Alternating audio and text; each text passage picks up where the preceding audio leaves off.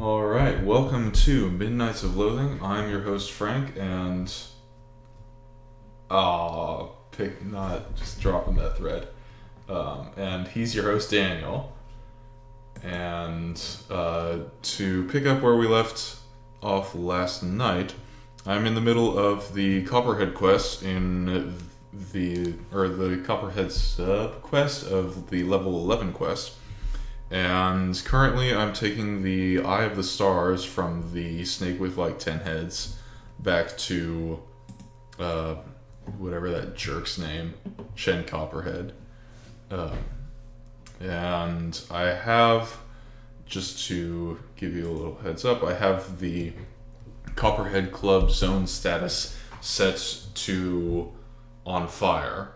And so what that's going to do is I'm going to take more damage, my opponents are going to take more damage, and at the end of combat, I will automatically convert one unnamed cocktail to a flamed what's-his-name. So, I've already done my breakfast in KOL, I've harvested my chateau desk, I've cracked the egg cases for the detectives, and I'm ready to go, so let's go. Straight into the Halloweener. Alright, I think that I've probably got enough turns of Adventurer's Best Friendship that I can start collecting stats instead. I don't think that I'm going to get overstated, but it would help to get into level 12 a little bit sooner, if possible. Ordinarily, I would at this point I would switch to collecting Ghost Dog Chow, but that's not going to be as useful in this run because I'm doing the 100% run and I've already got a max weight familiar. What I would be using that for is the Hobo Monkey to speed up the Nun's quest. Alright, Shen. Punk. Just a note on the overlay, it looks like the new sub is not actually displaying What? the new subscribers. Yeah, it's just blank. Why? Why does this crush me so? How do I fix it? Was it showing it before? Not last time, but everything was all screwed up last time. Yay, more technical difficulties. I'm excited. You can keep going with it. I'll look at my OBS and see what setting you might be missing. Alright. Is chat showing up? Do we know if we've got any chatters?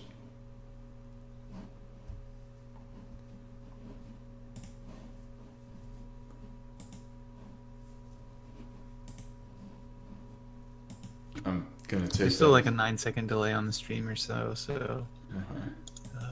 yeah, it's working. Okay. So we are currently going into the Ninja Snowman zone, which I passed over earlier because I can't modify my combat rates. Now we're getting to see some Ninja Snow people. Oh wait, no, Frank. Why? Just clicking right on through. So we've got the Frozen Solid Snake, and it's a pretty good, I don't know, spy joke. Back to the Copperhead Club.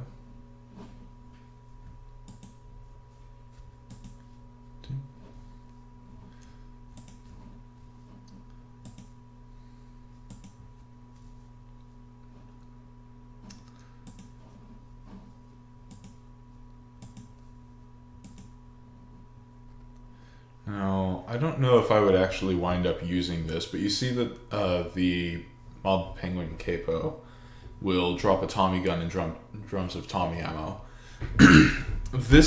I don't know if this is the first instantiation of this particular mechanic, but it is definitely the one that you can access for free.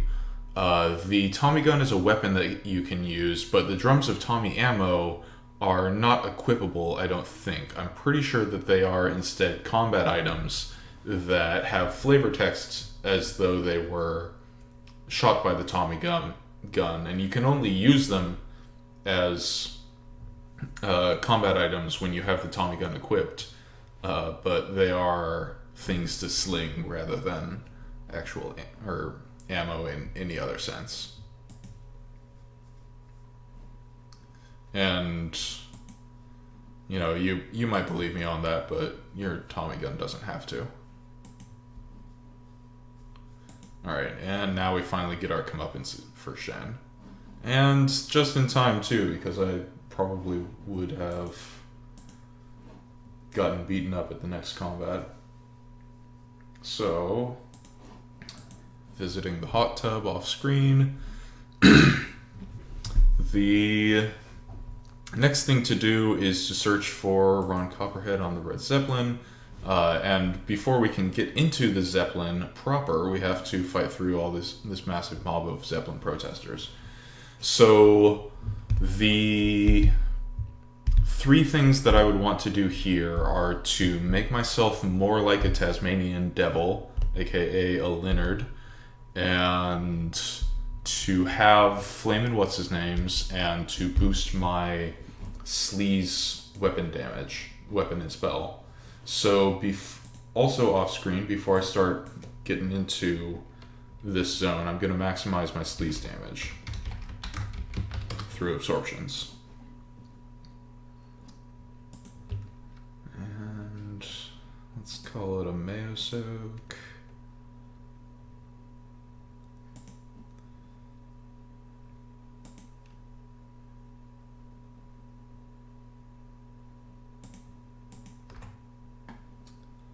Alright, looks like I'm going to be missing one of these passives. Let's see if I can get another, or if I can get it. Waxy ears. Can I get a waxy ears? Valentine's Day cake, but I don't think I can get that. Large box, bowling ball, it'll have to wait. Which means that I'm just not going to get it this time around. So, into the massive mob. And this is probably going to take a bit of time, and a bit of turns. I do prefer to go through here when I can, but... excuse me. But because I can't manipulate the combat rates right now, I'm relying entirely on the RNG to get me those adventures that are going to speed this all up. Oh, there's one additional thing that I can use to speed this up, which is that this Blue Oyster cultist will sometimes drop a cigarette lighter, and when they do, I can use that in combat, and that'll clear up a few cultists. So I got the cigarette lighter, and instead of actually fighting the Fleet Woodsman, I'm going to use the cigarette lighter. And that kills, or convinces 5 of these enemies to leave. And I have to beat a total of 100, I believe, enemies, possibly 80, I might be wrong about that. 80 or 100 protesters, and so killing the Fleet Woodsman is one of those, and then 5 were just convinced to leave, and so that was a total turn savings of 6. We'll see how many turns it actually saves, with all the other reductions that I'm going to be doing. Okay, gaining stats. Yes, I did it. Welcome back, Qwerty. Yay! Oh, and I've got a Leonard Musk already. That must have dropped off of the snow globe. I sent you a message on Discord, Frank. Oh, did you? Mm-hmm. No, not that one. It'll fix the new subscriber display issue on the banner. Okay. I will, if it's okay, I think that I'm gonna do that for next time. Yeah, I'll do that for next time, and this time let's not take too much time fixing this very, very silly technical difficulties. So this is the adventure that I wanted to boost my sleaze damage for. And so what with all the sleaze damage that I have boosted myself with, I creep 3 of them out in addition to the base 3. And so that's not the most effective way that I can use absorptions, but I don't really have anything else that I'm shooting for at the moment.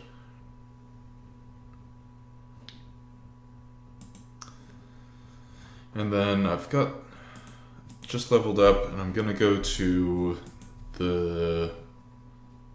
and start the war. Oh. Hello.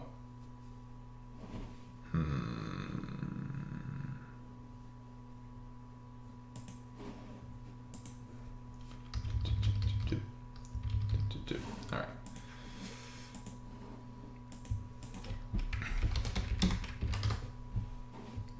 Sorry about this downtime here. I'll be starting the war pretty soon because it's important to pick up a quest as soon as you can so that one of the side quests for level 12 takes 0 turns rather than however many it takes you to find the guy made of bees. Oh, wait. Yes, cigarette Does a lighters. guy made of bees wear a basket on his head? I don't get that reference. What? Not the bees! Not the bees! Oh. I suppose that's a basket. Of a sort. Yeah.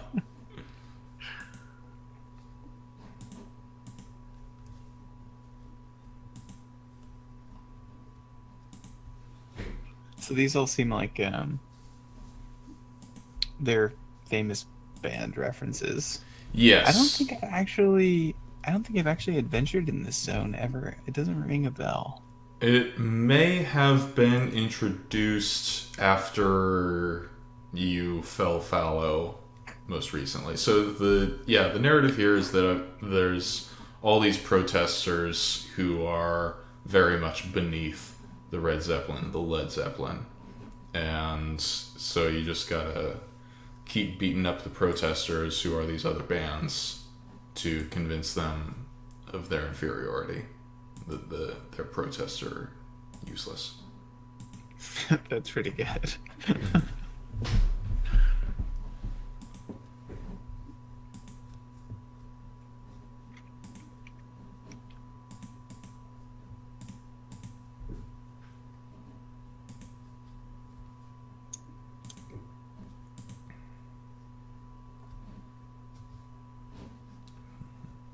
think I've probably got enough. Yeah, I've got enough Leonard Musk to last me quite a while. The Leonard Skinner also drops these snares that I can use to fight the Tasmanian Devil, but the drops off of that, I can't remember. QWERTY, could you remind me whether the Leonard actually takes a turn to fight or not? If it does not, then I would like to get those stats, but I don't want to spend a turn doing it because I'm not exactly one for stats at this point.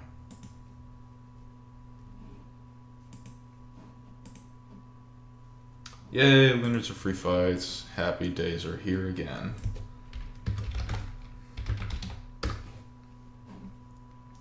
Alright, so the Leonard skin, which drops off of this, is definitely worth getting, because if you can craft things for free, which big if there, then equipping the stuff that you make out of the Leonard skin will speed up will increase the effectiveness of one of the 3 non-combats here. Not this one and not the sleaze one, it's the other one that I just got to spook the protesters. Should be getting on pretty well here. And smelling like a Leonard helps, and so I've got the Leonard Musk going, but it's 1 piece out of 4.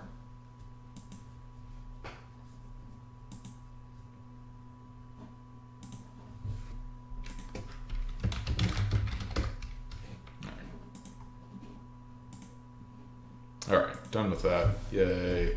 Up to the red Zeppelin.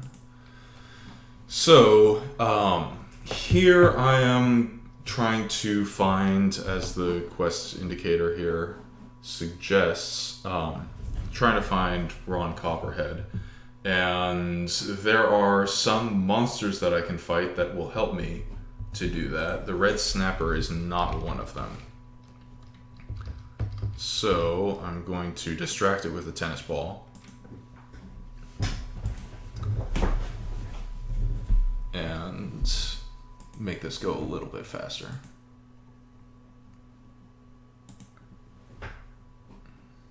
If I could also banish the red herring, I would, but I think that I've only just got tennis balls at the moment.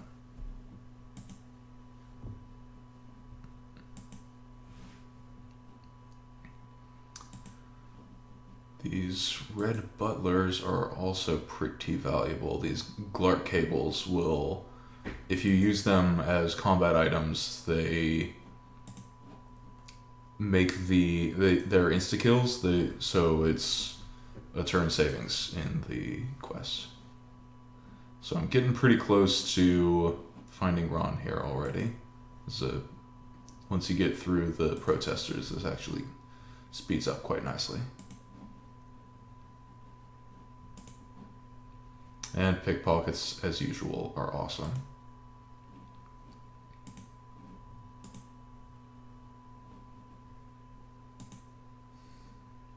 Alright, and run Copperhead. Amazing. Amazing. Just realized that I could have started the war prior to this, and so I'm going to do that now, but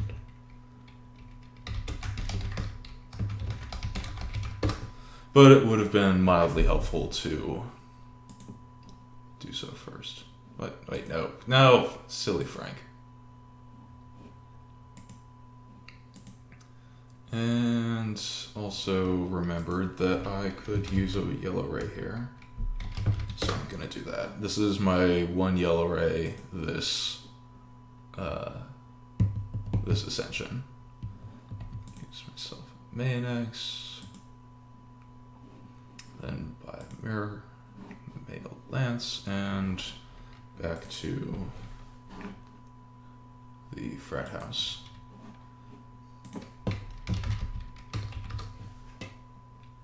Alright, so with the frat warrior fatigues on, I can go infiltrate the hippie camp, or not infiltrate, fight my way through the hippie camp, and kill Franz Ferdinand, or in any case cause his death.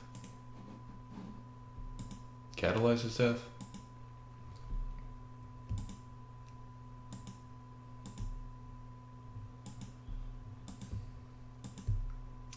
This is also the last quest that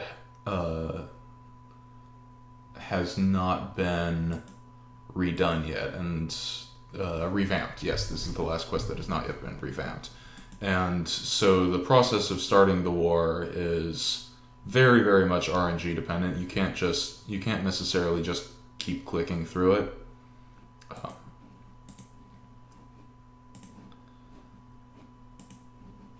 And hit like a turn cap or whatever. And eventually it's going to get revamped, but it has been, goodness knows, I don't know how many years since the level 11 revamp, and they've been very, very busy with other things. So level 12 has not been revamped yet. But eventually it will be, and some of the earlier game design principles will be fully wiped out in favor of new ones. Are there any ways to speed the area up, despite the RNG dependency? Yeah, if I were to boost my non-combat chance, that would help, and that's really it. Or if I had the ability to pull items, I could pull a Clara's Bell, which is a once per day reusable item that guarantees that the next adventure you encounter will be a non-combat adventure if there is a non-combat adventure in the zone that you're going to adventure in. And so that would provide a 1 in 3 chance that I could start the war with 1 turn spent in the hippie camp rather than 1 in 3 times whatever the non-combat rate is. So, picking up the rock band flyers, and I'm going to start slapping them onto every single monster that I encounter for a little while yet. Yeah, I don't know when I can track my semi-rare. So the rock flyers are kind of an interesting mechanic. If you slap flyers onto 100,000, 10,000, I think, 10 or 100,000, whatever. I think it's 10. Yeah, pretty sure it's 10,000. Onto 10,000 monster level worth of enemies, then that completes the quest. And they don't like having flyers on them. I wouldn't either. And so unless you have them stunned or staggered, slapping a flyer on them causes them to hit with something like double damage on you. So best to nat them before you slap them.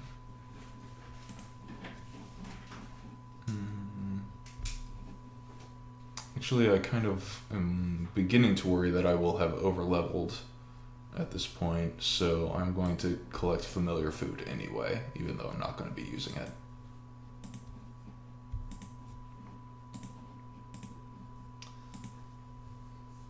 Alright. How will over-leveling harm you in this case? If you beat the Naughty Sorceress at level 13, then she will give you an instant karma, which is a very, very helpful thing to have, because it gives you extra skill perming currency.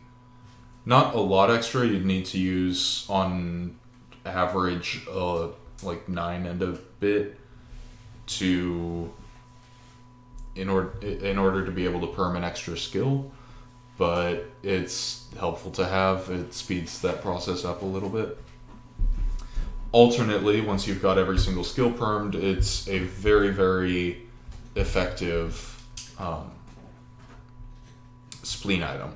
It provides something like 4.5 adventures per spleen, and has a size of 5 spleen used out of 15. So if you have literally no use for karma, then using it as a spleen item becomes the better option. Or if you are comfortable with your karma status and have permed all the skills that you think are important, or just aren't hurried about it, then also helpful to use as a spleen item. This is quite the fun little item. Once I have managed to eat one of those, and I'm very, very proud of it. It is currently my favorite food, but it's not actually eatable in the normal sense of going into your consumables and hitting eat on an item. The reason for that is because the Pie Man was not meant to eat has a size of 100, and you cannot eat past 15 fullness. So you have to eat quantum tacos until you randomly eat one of these out of all the foods in the game. And so that took me a bunch of meat and a couple months in order to finally have the random number generator turn up with the Pie Man was not meant to eat. But I'm proud of it. Feel good about having that in my character sheet. Nice, well done. Thank you. Right. I also love how, of all of the organs in your body, spleen is one that Using to calculate some manner of fullness. Mm-hmm. That is kind of changing. Actually, it used to be that spleen, and it still to an extent is the case that spleen was a different kind of stomach. But anymore, there's a new paradigm going into place where instead spleen items will give you a powerful buff instead of adventures. And I believe that the last familiars that give spleen items will be going out of standard at the end of this year. And after that, if you pulverize equipment, then you can get twinkly or elementally aligned wads, and those will also give you adventures. And so it becomes a adventure, like a stomach alike, like food alike, just using a different counter. But once the final familiar has passed out of standard, then Jake is going to go back and change the wads to not give adventures anymore and give them buffs instead. Or at least he's said that he intends to on the radio show. So, at this point, I don't really have any...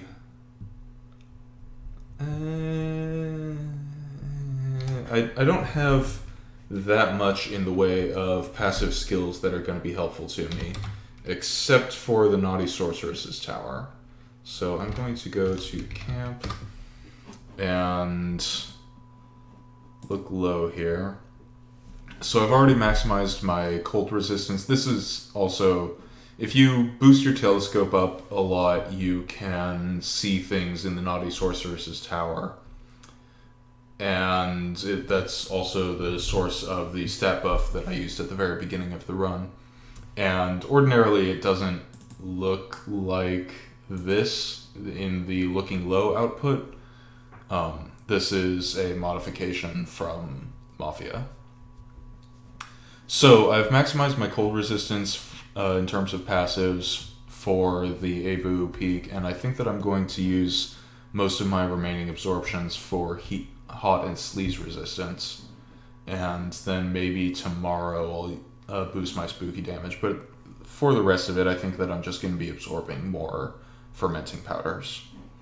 So, if you'll permit me off screen here, I'm going to get those resistances up.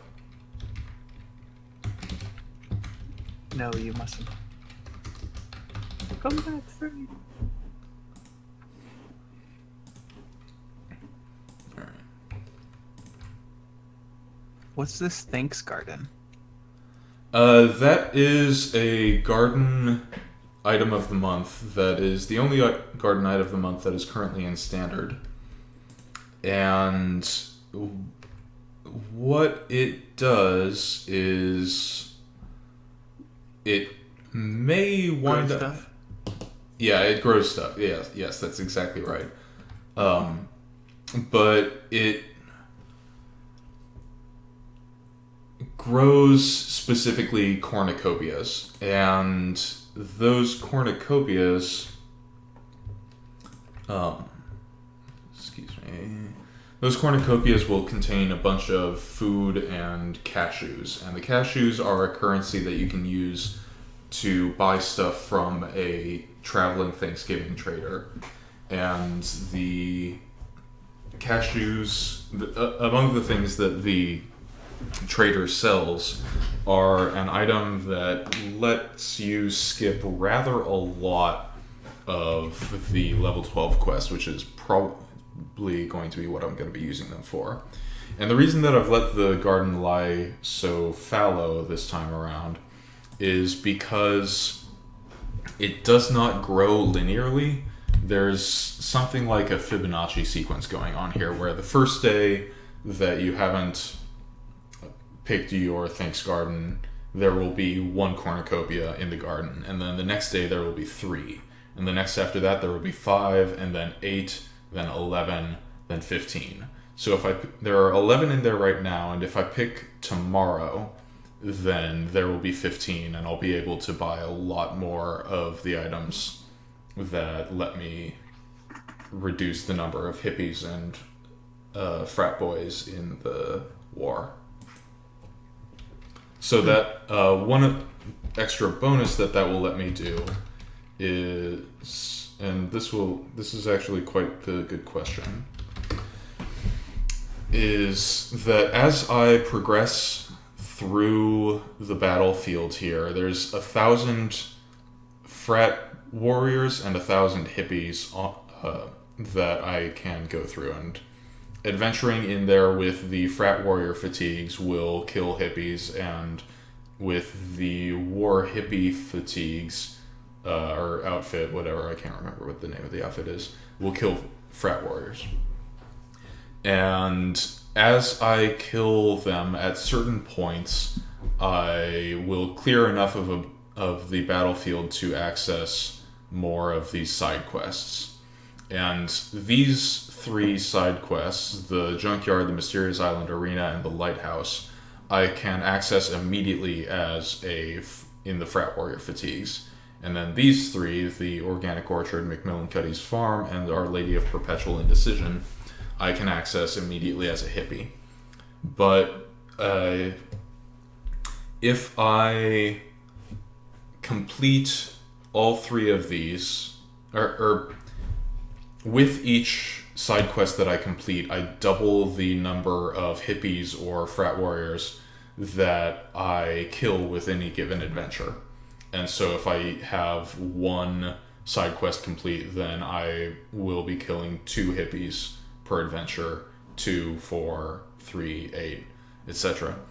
And so as I progress through here, then with these 3, then I'll be killing 8 hippies at a time, and after 8 adventures, I will be able to access the Organic Orchard, which then I'll be killing 16 hippies at a time, and 8 adventures later, I will be able to access the nuns. And then if I do that, then 8 turns later, I'll be able to access Macmillan Cuddy's Farm. And then if I do that, then 8 turns later, I will be able, or 9 turns later, I'll be able to access the hippie camp. And makes me wonder what the minimum number of turns you could spend in this area would be in order to get through it. Well, that's why I am doing everything with the frat outfit, is because if you do it right, this takes 0 turns, but this one takes a minimum of 4 turns. This takes a minimum of 5. This takes a minimum of 4. I think that this one could, if you manage your resources right, this could be managed with a minimum of 8 turns if your RNG is very, very lucky. And then this is doable with a minimum of like 20 turns or so.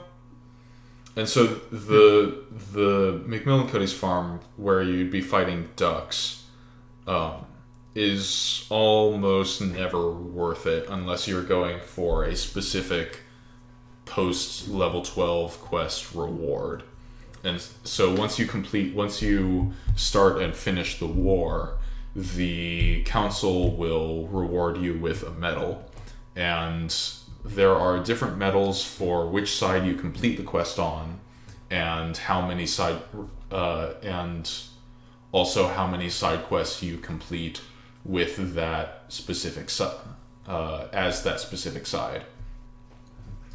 And then there's also a specific reward for if you kill 999 soldiers from each side, and then in the final boss battle you use a flare gun, and that reward is the Order of the Silver Wasp-Name, which is a pretty nice accessory to have if you haven't put any money into the game, but if you've spent a lot of time and effort and money then you'll probably have some better stuff available to you, and it becomes more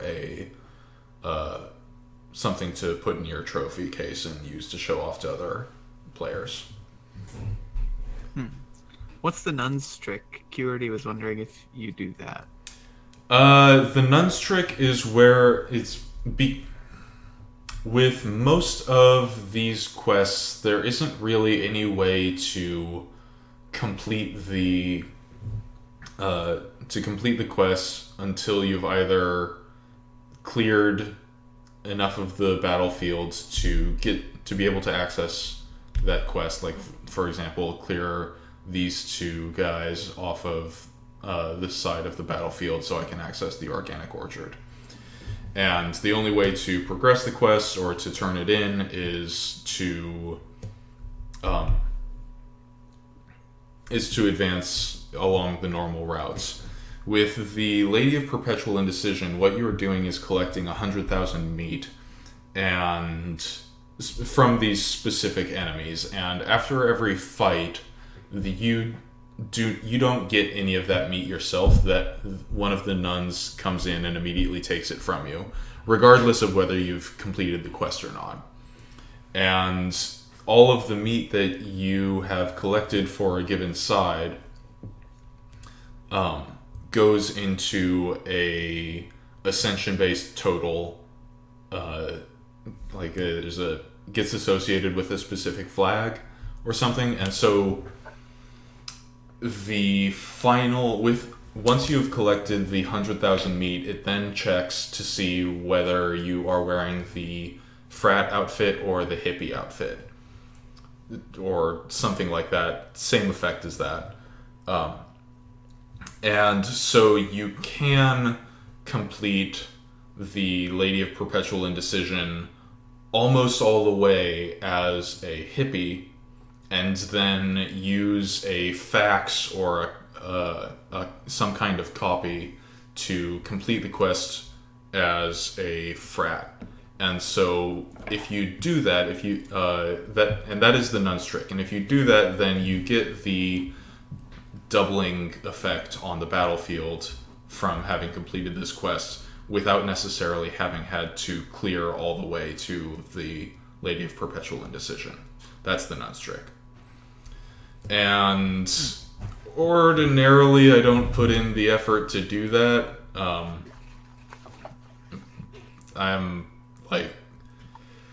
I guess the way that I generally will fit into this, which is probably fit into the competitive ascension scene, which is probably why I haven't gotten into / commendation yet, is that I am pretty fast casual, but not speedy.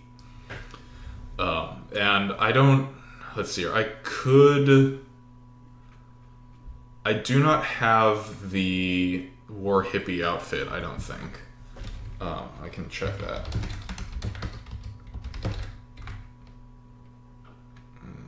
What's the other one? Is corduroys? No, it's not. Round. Perp. Got some. Huh. I do not have the outfit. So I would need to farm the pants for the war hippie fatigues off of the battlefield. So I wouldn't be able to do that immediately. And ordinarily I don't do it at all. I might wind up choosing to show off, but at this point I've already compromised my integrity, or my facade as a speedster enough that I can only disappoint. Anyway, so that's how the level 12 quest works. Pretty straightforward. Not confusing at all. Yeah. So going back to the cellar here, you may have noticed that I collected a recipe from the Suspicious Masonry. And so the recipe is for some mortar dissolving, and I can collect things from all around the upper 3 floors of the Spooky Raven Manor, 2 zones from each of the upper floors. Or I can farm stuff from the cellar and the laundry room, which is what I was doing prior to getting on this massive sidetrack. And when I cook those things together, then I should be able to boost monster level, should ordinarily would, to heat up the mixture of the Chateau de Vinegar and the blasting soda in the haunted boiler room, and then get a wine bomb, throw it at the suspicious masonry, and unlock this room here, which is the boss, the Lord Spooky Raven, and also where you go to summon demons if you have the candles, the 3 thin black candles, and then the ability to create an ancient scroll of unspeakable evil. So, heading back into the wine cellar.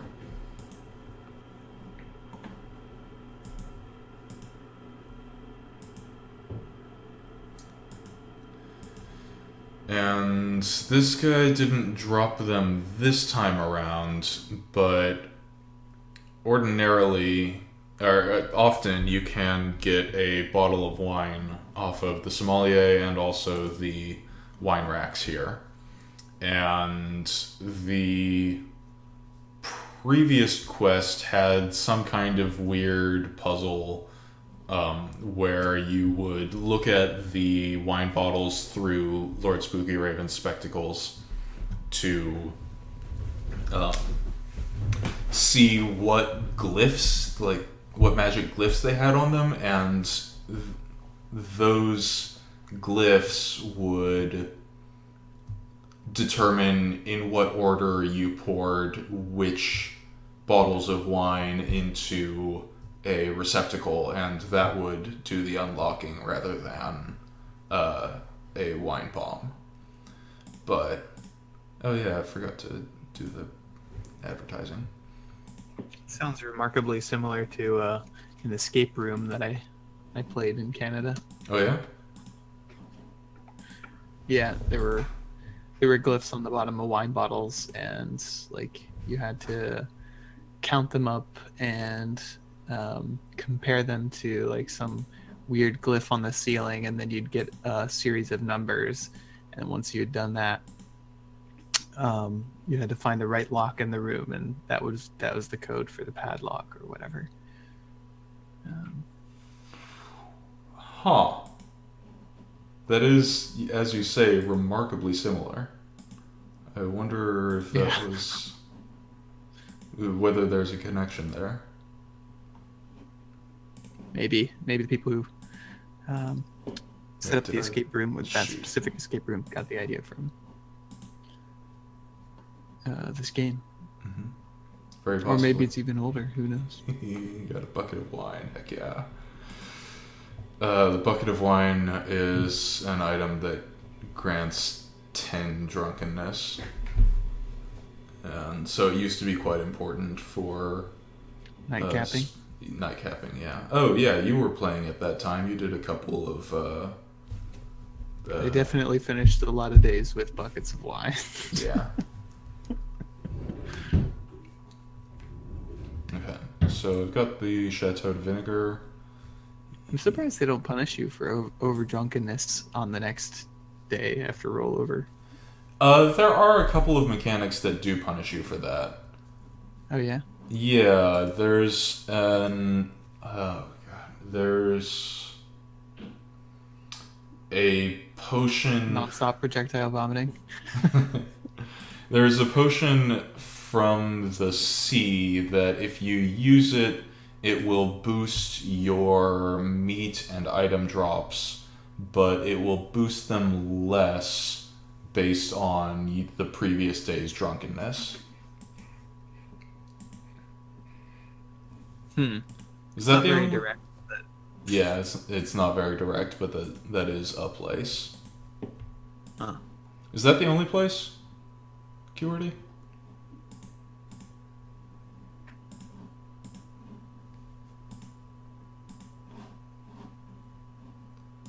To go over Or you just wake up after rollover with like random effects like beaten up and other things that you have no idea how you got them. That'd be If great. you continue to adventure while you're overdrunk, then you will lose stats, meat, you lose stats, sometimes lose meat, sometimes gain meat, and also lose HP. Hmm. Unless you are overdrunk on Street Sneaky Pete's Day, um, in which case there's a different set of overdrunk adventures, and the possibility to get a tattoo if you are overdrunk enough.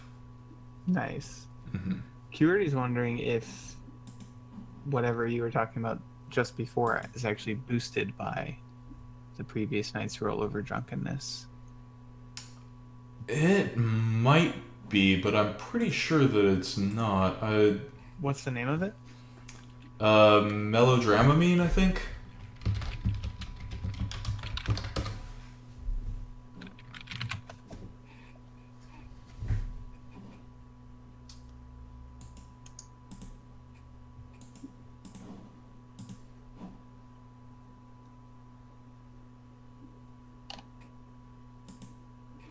That's a pretty funny portmanteau. Oh, no, you're right. It is. Oh wait, no, it's minus your current drunkenness. 25 minus. Okay, so the melodramamine does give you a bonus for current drunkenness, and there's also a trophy for getting over 1,000 current drunkenness, which I only know of one way to do that. I could have sworn there was some kind of hangover effect, but I don't remember what it is. Purity was thinking of fish hair. What is hair of the fish? Hair of the fish. Effect anti-hangover.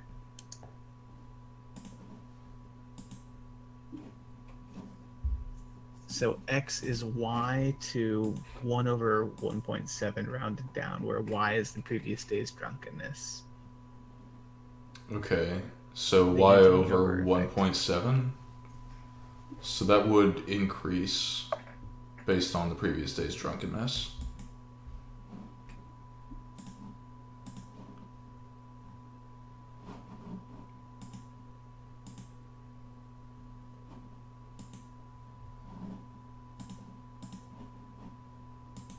Well, what is that?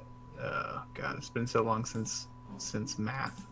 But 1 over 1.7 and the exponent, isn't that like the 1.7 root? Not the I'm square gonna root, need to look at this. 1.7 root.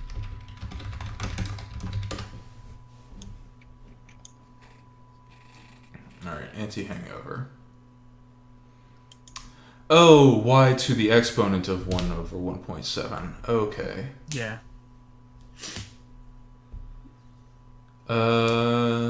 Yes, that is okay. So that also benefits you from drinking more. Am I thinking of anything? I'm pretty no. I was thinking of the melodramamine, but that's 25 minus. Oh no, it is the bottle of melodramamine that I'm thinking of, but that penalizes you for current drunkenness. Right.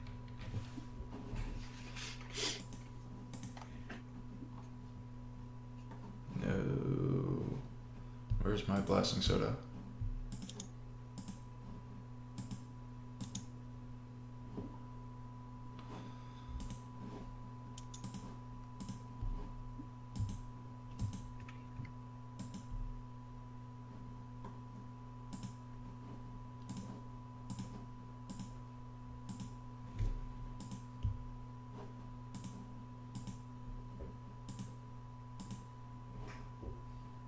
Yay, blasting soda. Okay, so this is the first time that I'm going to be cooking anything in this run, so I've got to buy a dramatic range.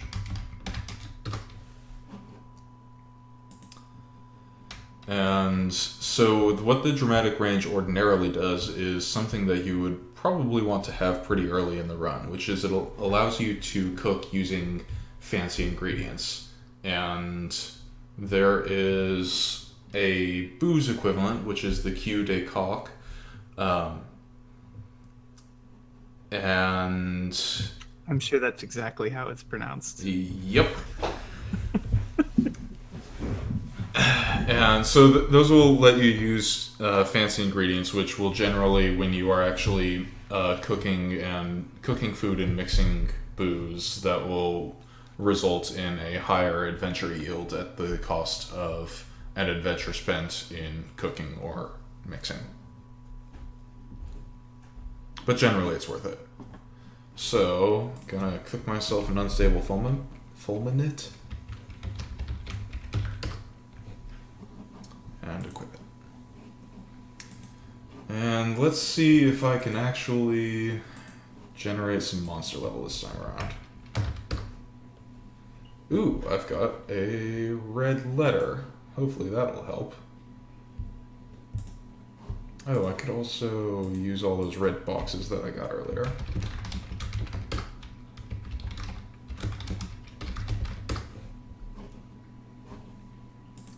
Yeah.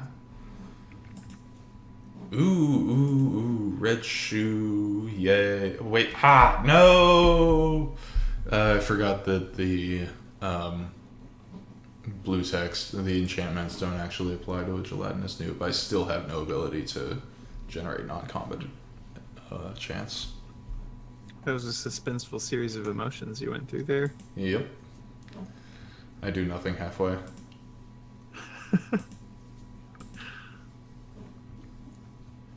Alright, so I think, I'm pretty sure that, okay, so the monster spoiler is the only monster that you can productively encounter in here, and so ordinarily you would be olfacting it. And based on the monster level that you have, it will heat up the fulminate after you've killed it. And I think that you need to heat the fulminate up by 60 degrees, and then it'll become a wine bomb. Might be wrong about that, but hopefully I'm just going to have to encounter that guy 3 times. Oh, hey, why don't I just... Was it Home Alone where the boiler was made to look really scary in the basement? There's some movie. I feel like maybe it was Home Alone. The Brave Little Toaster? Oh, that could be it too. Man, it's been so long since I saw that. Mm-hmm.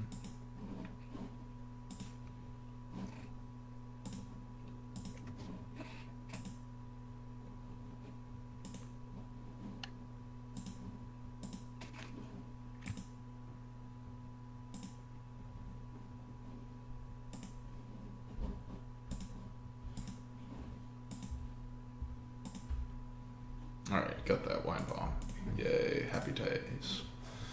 Alright, and out of basically just force of habit, I'm going to put that off for a little while and instead beat all the bosses at once.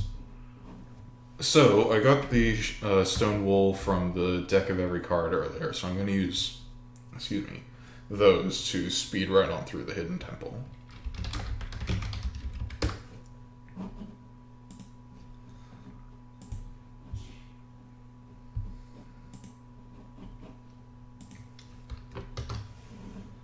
Now, this is a little bit of... The non-combat that I'm using the stone wool to get is actually a collection of 3 non-combats that you can encounter just by adventuring. And by giving you the choice of those 3 non-combat adventures, you can effectively go through the hidden temple in 1 turn. By gaining 3 turns and then spending a turn on getting the nostril of the serpent, and then spending 3 turns on puzzles.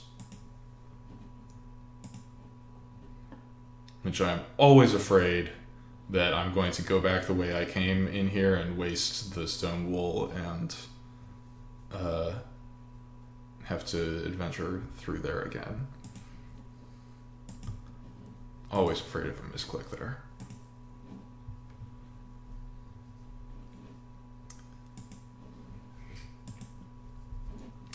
And there is, like, the way that I went through those just now was based on both Mafia getting everything right for me and also on some player knowledge that was accumulated.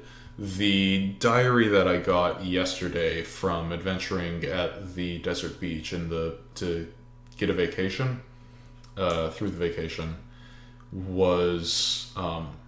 if you actually read through that, there are a number of clues that will help you through some of the puzzles in the level 11 quest, and choosing the correct answers for that adventure in the hidden temple to unlock this hidden city was one of those sets of clues.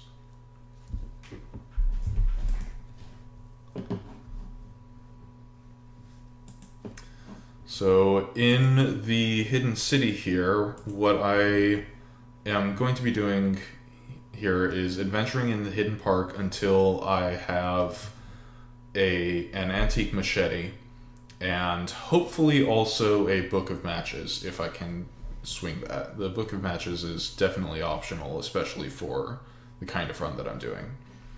And then with the antique machete, I can adventure a few times in each of these shrines and also the ziggurat to unlock these buildings as zones. And Daniel, this may all be new information for you. The Book of Matches would unlock this little place, which is a shop. And in this shop are items that I can use to skip combats or have free wins in some of the combats in the bowling alley here. And normally what I would be doing would be using a familiar experience buff to go through the shrines and then also the bowling alley to get my hobo monkey up to weight, as much weight as I can get it. And that would have a number of, that would speed up the nun's quest considerably. But because I'm not going to be using the hobo monkey, that using the familiar experience buff would be a little bit of a waste. So yeah, there's a chance that I might still get the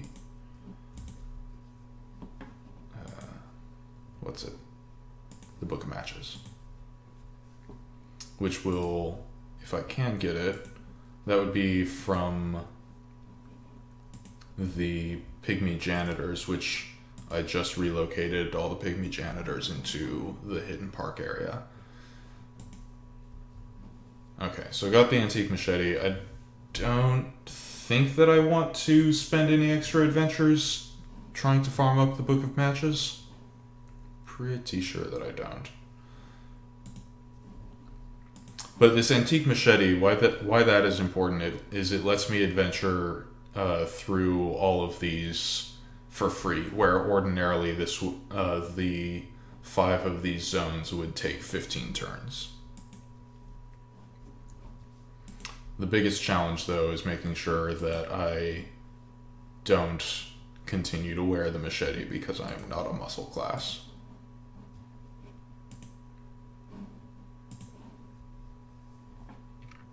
You can also not use it, right?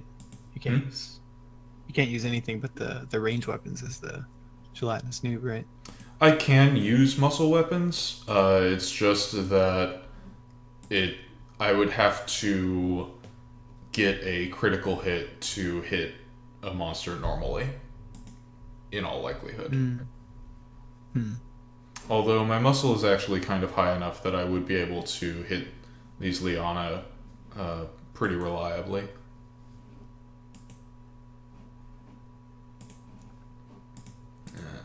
sure. Yeah, okay.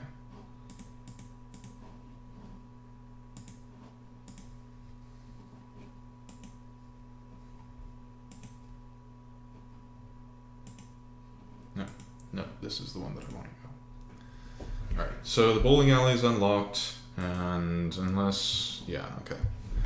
So, head into the bowling alley, and going to flyer these guys, and then banish them with a tennis ball.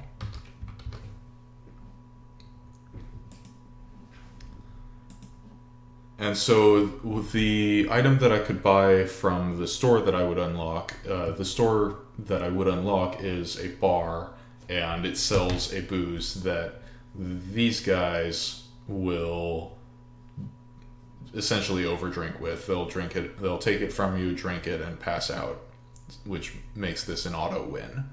Which the auto wins don't actually give you stats or items generally, unless you take advantage of some weird mechanics like your auto attack firing before combat stuff starts to resolve, and so you could pickpocket something from them. But it does technically, even though it doesn't drop normal items or give you stats at the end of those kinds of free fights, it does count as a win for the purposes of familiar experience, which is what I would be using these for. A drunk pygmy is about to shoot a soul mass at you. Yes, that's good. Do you play Dark Souls by chance, QRD? I'm sure that as a gamer you get that question rather a lot.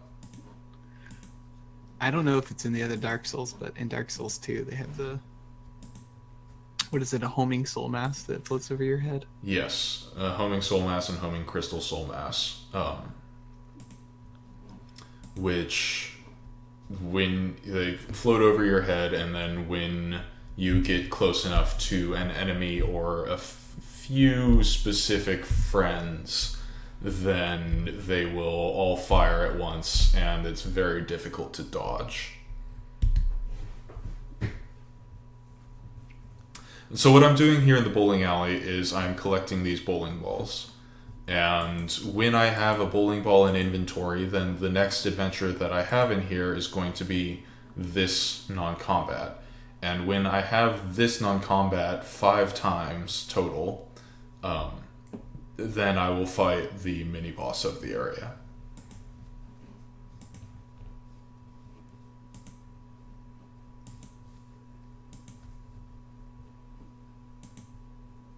Which is a spirit.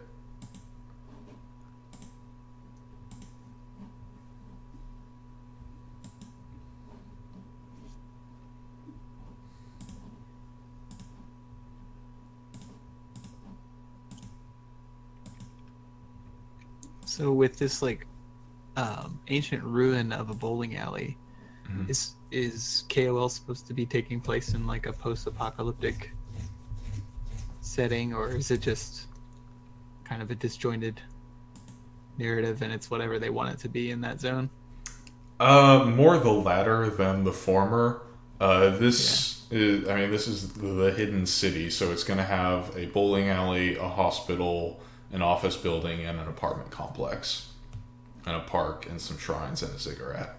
Originally, this was a single, extremely aggravating area that was mostly meant as a way to vent frustration about the jungles in Diablo 2.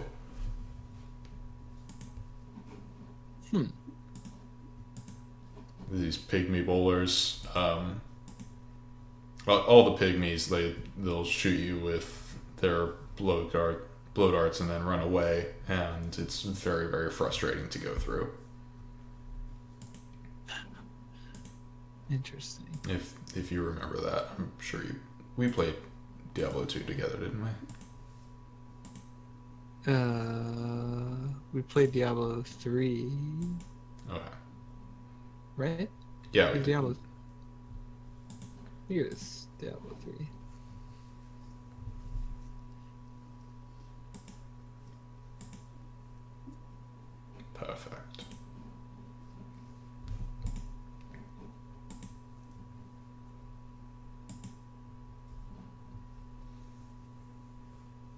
It's got some weird growths on its face. I'm pretty sure those function like an identity tag, a name tag.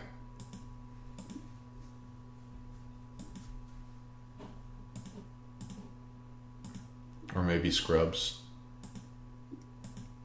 I don't know, they've got a city. They're a pretty robust civilization over here.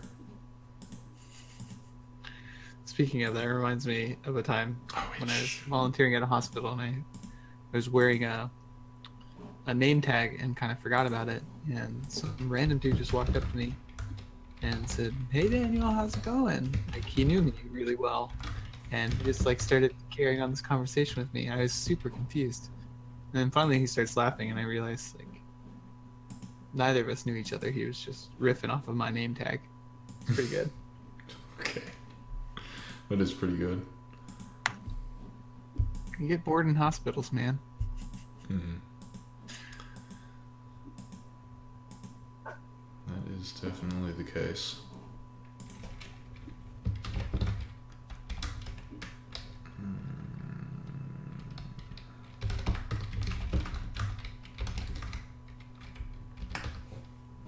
Alright.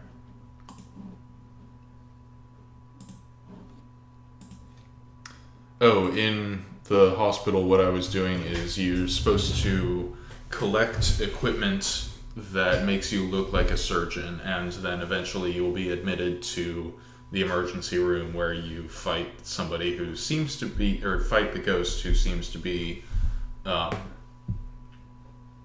doing some kind of weird medical experiment, which I guess is what you would expect from something that's non-corporeal. What I'm going to be doing here is trying to get myself as cursed as possible, thrice cursed, in fact, and then that will let me into the cursed penthouse, which is where I'll be fighting the mini boss.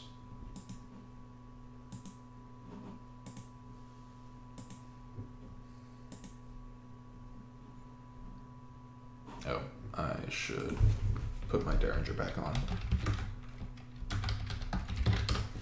What do the curses do besides unlock an area for you?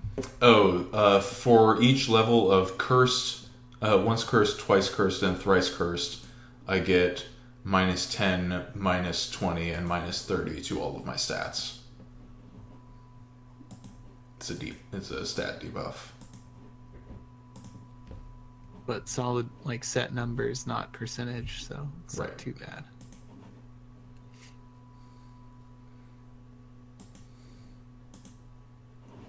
Although, as a measure of my base, it's still something like a 1/4% debuff. Yeah. What do I have now? I've got twice, okay.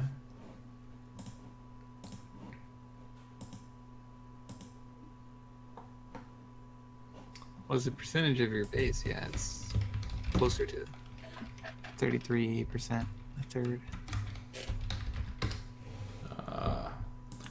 The Pygmy Witch Lawyer drops one of the few accessories that's actually going to be helpful to me. It is the Attorney's Badge, which allows me to randomly stun or stagger enemies. So that's something that I'm hoping to get. How does stagger work in this versus stun? It's a single round stun, which is apparently recognized differently by monsters. Like, there are monsters that cannot be stunned but can be staggered. Yay, Attorney's Badge. Happy, happy, joy, joy.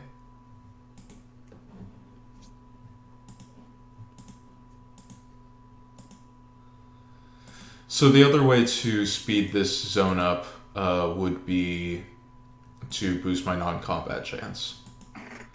And these accountants are actually the reason that I'm doing this area before the office building, because I need to collect 5 pages of the McCluskey file, and it does not matter where I encounter the accountant.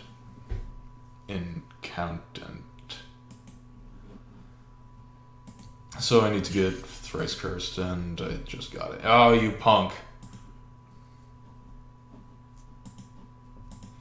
Maybe I should have used one of my other tennis balls on him.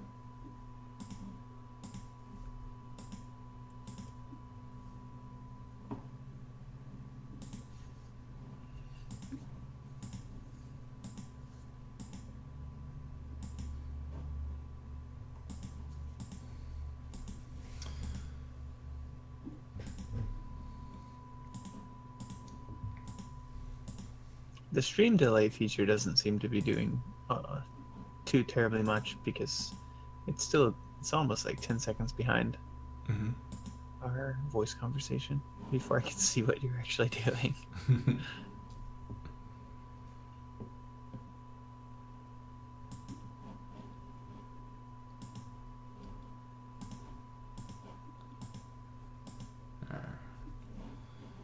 Come on, please. Gelatinous punch. Is that anything like Jello shots? One would hope so.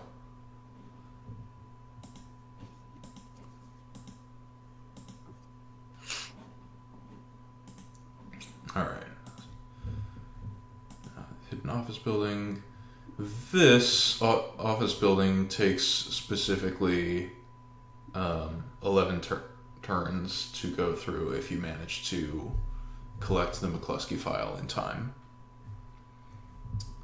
And so what I'm doing is collecting the McCluskey file, turning it into a complete file, and then turning it into the Spectre, which is the mini-boss here.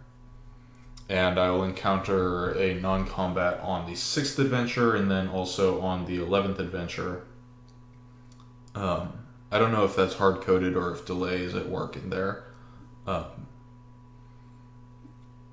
And so that's a pretty stable turn tax.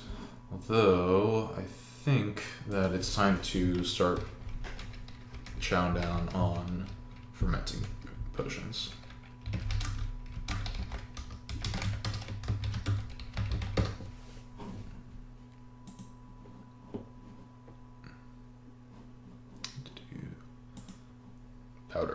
Powders, not potions. Alright.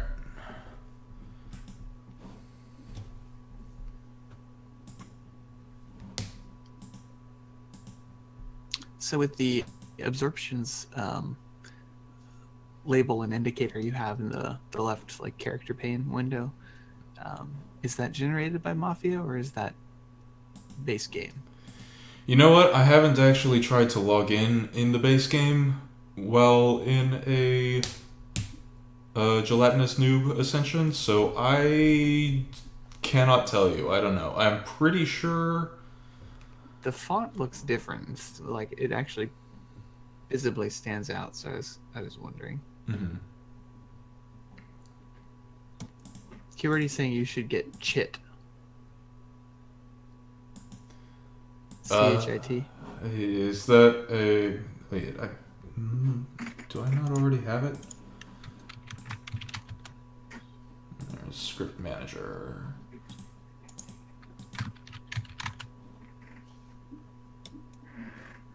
Where's It's the character info toolbox.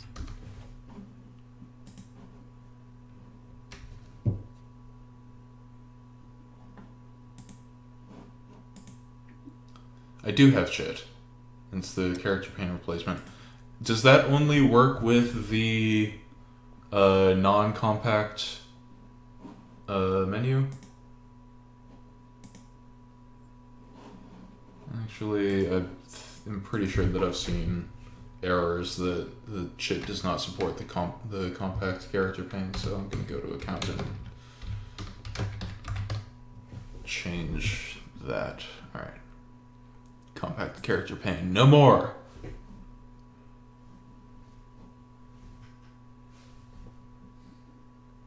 Whoa! That's substantially different.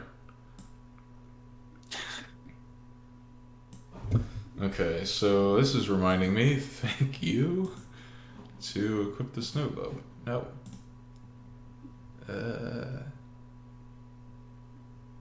Holy crap. No. Why is that? No! Ah!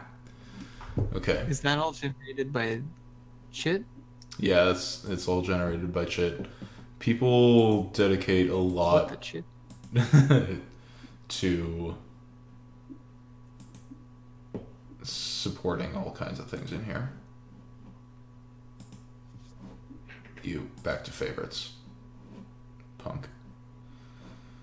Alright.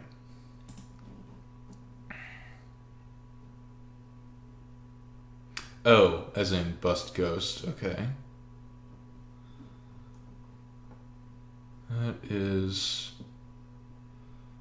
load, recent adventures, quests, modifiers, elements, mood, consumption. Wow.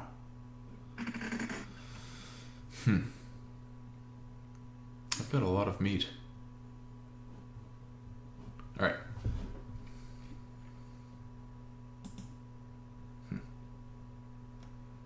Cool. We can't actually see the tooltips that are generated, so it just looks like you're Mousing over gently these caressing things. each of the icons. That's why I was reading them aloud, is because I'm pretty sure. Can you see that I've got a bookmark tab open? Or can you see that in 10 seconds, I guess, is the better question.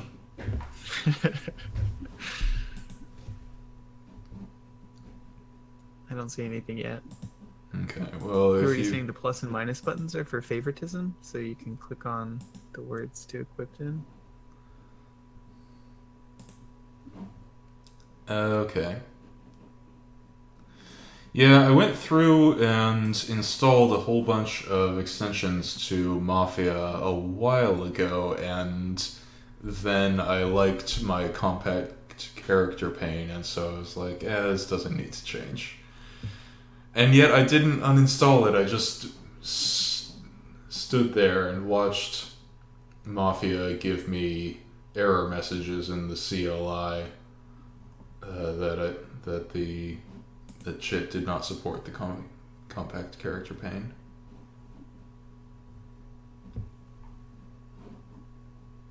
Is there... Can I minimize this? Nope. Alright.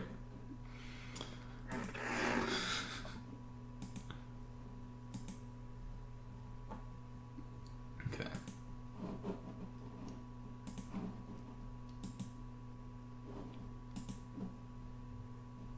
Alright, so Mafia used this boring binder clip for me to complete the McCluskey file, of which I had all the pages already. And so now there's just a little extra turn tax, because I'm really bad at using delay in any kind of efficient way to get to the mini boss.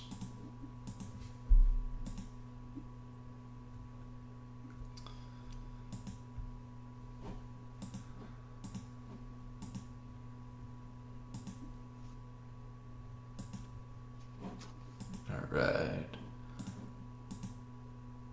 Ooh, getting close to done with the advertising. Oh, this is generated by Mafia. Normally it doesn't tell you how much you need to do.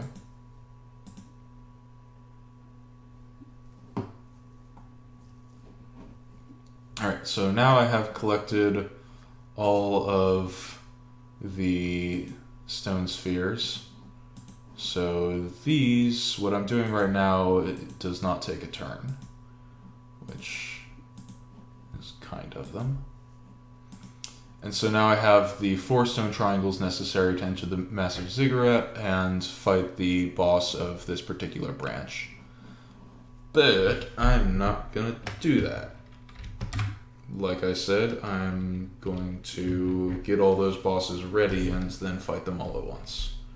So equip 3 Namsi. So the talisman in Namsalat gives me access to the Palindome, also known as the Palindome, or at least known some times on the forum as a user by the name of the Palindome, whose forum avatar is a picture of Sarah Palin's head. And the Talisman of Namsalat allows you to access that zone, and it was proposed a while ago in the podcast that in addition to the Talisman of Namsalat, the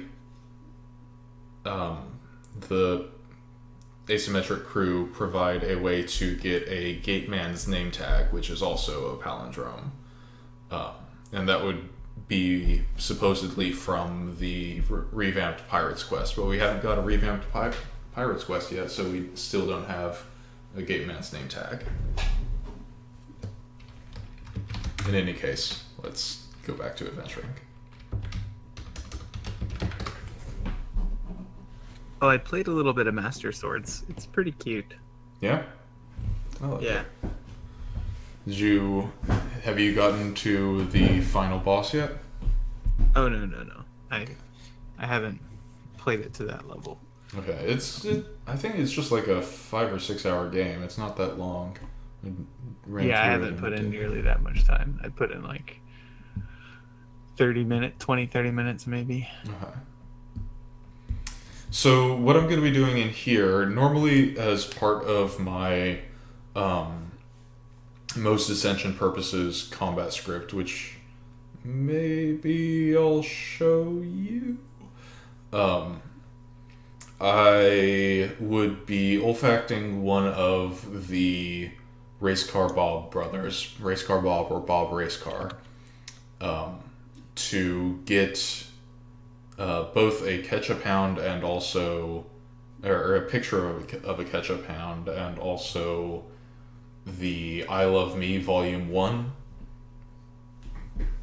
book, which allows me to access, God, what's his name?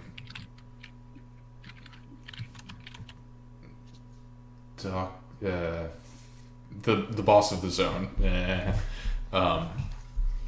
And then the boss of the zone is going to kick my ass 6 ways to Sunday the first time that I encounter him. And then I go licking my wounds to see Mr. Alarm over here. And he will tell me to start farming for a snack in here, but there's a better way to farm it in the woods rather than in the Palindome. So that's what I'm going to be doing here. Oh, hey, Emily Coops. I should have known that I was going to encounter you. Meantime, let's rock that flyer. So, shooting, trapping. And I'm almost dead, or almost beaten up. Death is not a mechanic in this game. The Emily Coops art looks significantly different from other art in the game. I mean, it's still stick figure-y, but looks like they drew it up with a different brush in Photoshop. Possibly. Like, there's a different line weight to it. I can see that. Yeah, very. I would also contend it. Maybe she's just a ghost. Maybe that's the way that's being expressed here. Is that she's less corporeal, so she has a different line weight. But I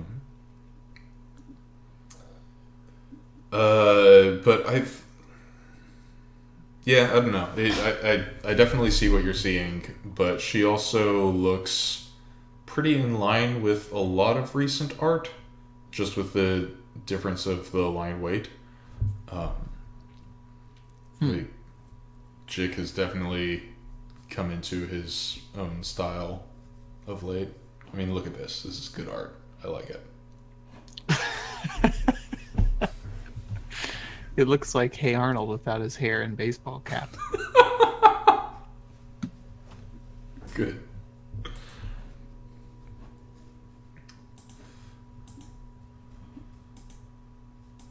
keyword says something will get 86th if the pirates get revamped, but I'm not sure what that was in reference to because of the delay. The gate man's name tag, maybe? Might do. Or maybe that the pirates have any effect on the mainline quests.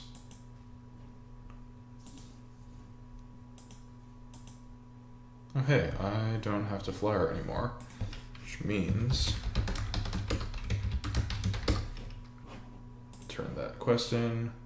Yay, happy days. Oh, the pirates themselves would get 86. They're probably not going to get revamped. They just get removed. Oh.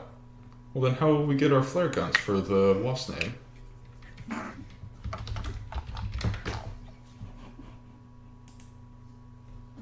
How will you get your flare guns?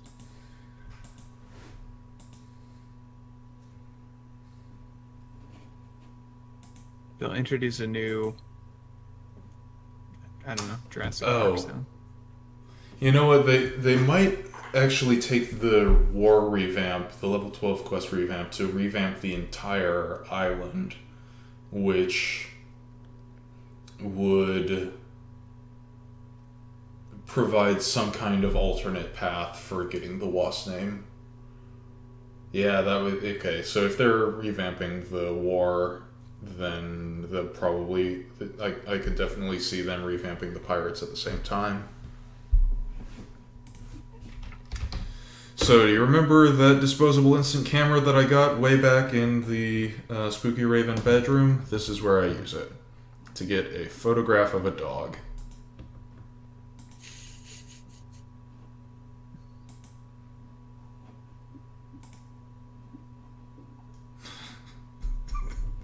I think this may be my favorite monster description in the game. It's just really pithy. I can't see it yet. What is it? Oh, I'm fighting an evil olive, and the monster description is, man, I think the olives have gone bad. Especially this one.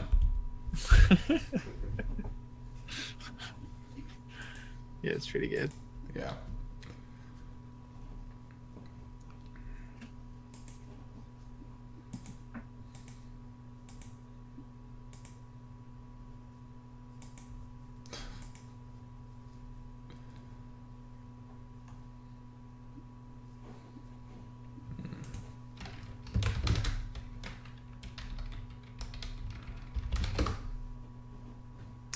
No I Love Me Volume 1 yet. Maybe now? Yes! Do I have... Nope. I need the photograph of God. What is a butt tuba? Alright, let's head on into our equipment. Mine. It's not yours, I'm not sharing. So a butt tuba is a weapon, and it is an instrument. Music is definitely a form of ranged combat in this game. And the butt tuba is a two-handed horn that deals additional sleaze damage.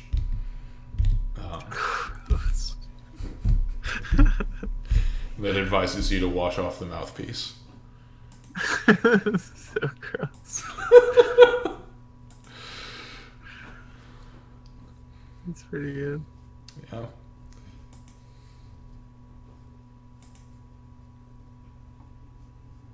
Oh wait, no, I got the photograph of God. I got it. Alright, so this is based on... arranging these photographs is based on possibly the most famous palindrome in the English language, which is God, a red nugget, a fat egg under a dog. Weird Al had an entire song of these, and man, but the asymmetric team has put a lot of work into creating more palindromes.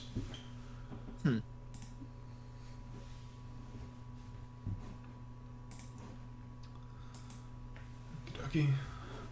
So, I've unlocked Mr. Alarm. Gonna go talk to him, and gonna go to the woods. How many? I've got 2 adventures. I'm almost certainly not going to be able to get the snack from the woods. So I'm going to be adventuring here in Whitey's Grove, and the 2 things that I need are lion oil and a bird rib. And that'll drop off of a white lion and a white snake, respectively. And then once I have those, assuming that I've gotten some stunt nuts, which I should have. Yeah, I've got a stunt nut. Then I'll be able to cook wet stunt nut stew. Alright, so before spending my last turn, I'm going to cheat some stuff out of the card deck. So, play lab, play cups, play plenty. And even if nothing comes out of there that's useful for me right now, I might be able to sell some of it later.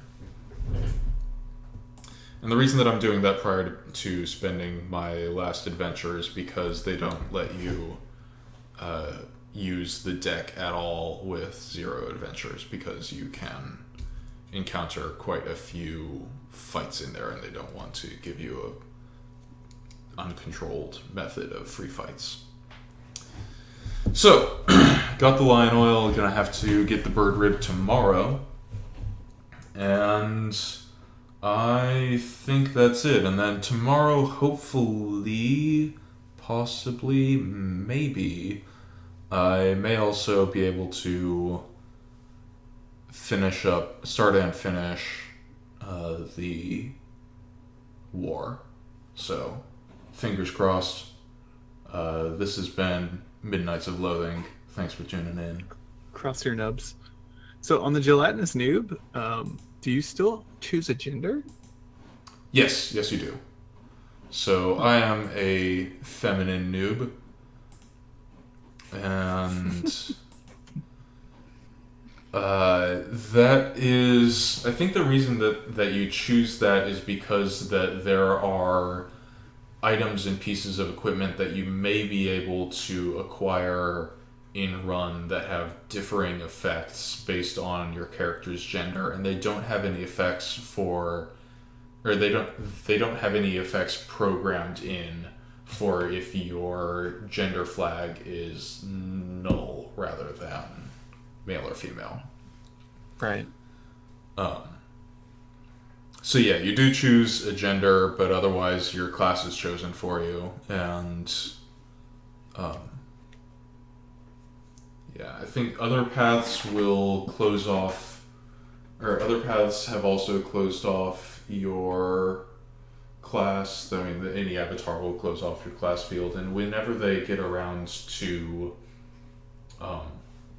turning Bad Moon into the current model of a path, then that will clear your ability to choose a moon sign.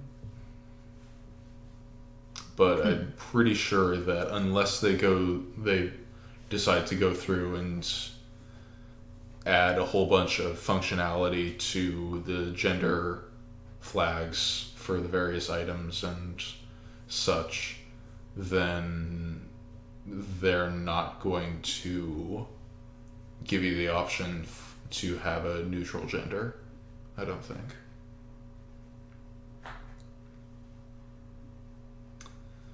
So, yes, continuing with the sign-off, I've been Frank.